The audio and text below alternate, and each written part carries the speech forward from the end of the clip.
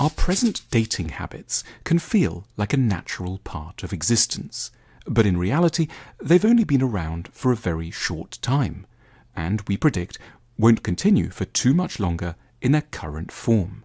Dating has a history which it pays to try to understand as we navigate the ritual's paradoxical and often confusing priorities. Let's take a selective look backwards, as well as a peek forwards at the history and future of dating. 27th of March, 1489, Medina del Campo, Spain. In a treatise signed between England and Spain, the 2-year-old Tudor Prince Arthur is formally engaged to Catherine of Aragon, who is, at that point, 3 years old. It's an extreme example of what is an entirely normal practice all over the world in the pre-modern era. Relationships are strategic transactions between families, where the feelings of the couple themselves are of no importance whatsoever. The idea that you might love, let alone be physically attracted to, the person you end up with would be deemed profoundly irresponsible, if not plain peculiar. July 1761, Amsterdam, the Netherlands. The publication of Julie, a novel by the French romantic philosopher Jean-Jacques Rousseau, which becomes the fastest-selling book ever written. The novel tells the story of Julie, a beautiful young woman from an aristocratic family who is expected to marry someone of her standing, but, contrary to all the rules, falls in love with her middle-class teacher, Saint-Preux. However, they cannot get married because of the differences in their social status. Rousseau is on the side of the unhappy couple, and his novel is the first major statement of the idea that relationships should essentially be founded on the feelings that exist between people and have nothing to do with class, lineage, or family concerns. But as yet, Rousseau and his novel see no way of upturning the social order. You still marry who your parents and society tell you.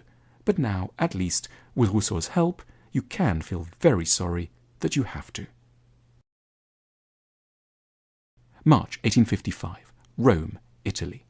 In the major Italian novel of the 19th century, I Vicere by Federico di Roberto, 2 characters, Lucrezia and Benedetto, are in love but can't marry because Lucrezia's mother refuses to give her permission on the grounds of social propriety. Crucially, the mother is shown to be old-fashioned and narrow-minded. Couples formed by reason are, the novelist suggests, a lot less happy than those guided by instinct.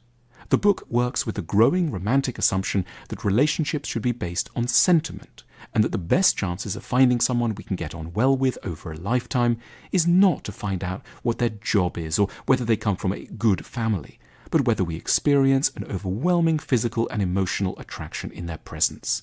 Marriage must be a union consecrated by feeling.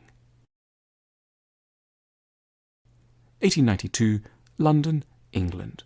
The most successful comic play of the year, Charlie's Aunt, turns on the fact that Charlie has invited Kitty to lunch on a date, but at the last minute learns that his aunt won't be able to join them. This creates a panic because a dating couple should have a chaperone, an older woman whose presence will ensure that nothing very intimate can be said or done. Charlie's solution is to get a male friend to put on a dress and impersonate his relative. The comedic atmosphere of the play suggests that the old rules around dating are firmly on their way out and are accepted as having some of the fustiness of a maiden aunt. The audience is meant to agree that dating is for the best when couples are left on their own to discover how they feel. There should even be a kiss at the end if things go swimmingly. 1914, Eastbourne, England. The young George Orwell gets into trouble at school when he is caught reading Youth's Encounter by Compton Mackenzie, the first novel published in England that describes unsupervised adolescent dating. We're starting to move beyond the odd chaste kiss. Dating starts to be about sex as well. June 23rd, 1960, Washington, D.C., USA. The U.S. Food and Drug Administration approves the first oral female contraceptive pill. The idea that a date can happily and uncomplicatedly lead to sex becomes not only an emotional but now also a practical possibility. Los Angeles, 1998. Speed dating is invented, and the romantic comedy You've Got Mail, the first major film based around online dating, is released. Both encourage the idea that it's important to search very widely before selecting a possible partner. By now, all the elements of modern dating are finally in place. Firstly, parents have nothing to do with it. Secondly, all considerations of money and social status are deemed unromantic and unimportant. Thirdly, you're meant to be swiftly emotionally drawn to someone in order for a relationship to be deemed legitimate and viable in the long term. Fourthly, sex is interpreted as a central part of getting to know someone. And lastly, you're meant to have a lot of dates and possibly meet quite a few horrors on the way before finally and happily settling down with that archetypal figure of the modern dating scene, the one. March 2009, Brussels, Belgium. The European Union releases a report that reveals that 50% of married couples in countries across the Union end up divorced after 15 years.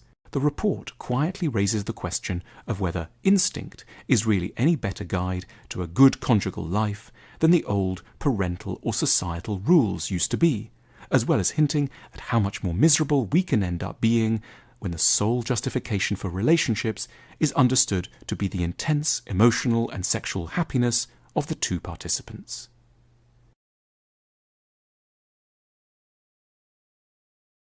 Singapore, May 2075. Artificial intelligence has finally arrived. Human nature has at last accurately been understood, and dating, as we know it, dies. Machines now swiftly find for us the optimal choice of partner for a lifetime together. They know who is available, what our quirks are, and who out there can best complement them. All the rigmarole of dating in the romantic era is done away with. We no longer have to rely on chance or random encounters. We no longer have to wonder whether we have found the right person.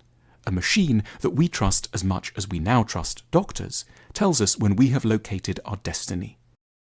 Couples are not always deliriously happy, but they at least have the satisfaction of knowing that they are with the person they should, all things being equal, be with. Way back in 1489, there wasn't any choice for Prince Arthur and Catherine of Aragon. Now there is no choice either, but in 2075 it is a psychological machine that has determined the choice for us. Occasionally, people get a little nostalgic and curious about the old-fashioned, rather haphazard and sometimes thrilling romantic way of dating. Some of them might dress up and recreate the ritual, like people who nowadays have fun on weekends, trying out what it was like to row in a longboat or live in a wigwam. All of which should give us a humbling sense of how particular and complicated contemporary dating truly is.